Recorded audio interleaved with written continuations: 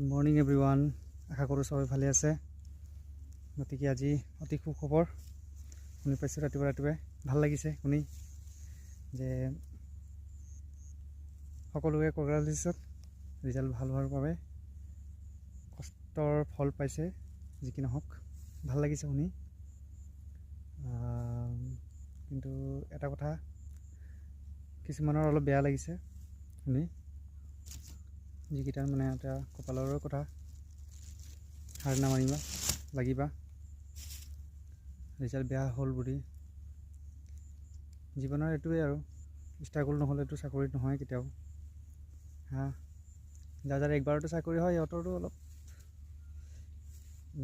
Luck আৰু সিহঁতৰ কপালতে লিখি থৈ অহা নিচিনা কথাটো এইটো হয়। গতিকে লাগি থাকা, নেক্সট টাইম ভালকৈ দিয়া আৰু ভালকৈ দিবা।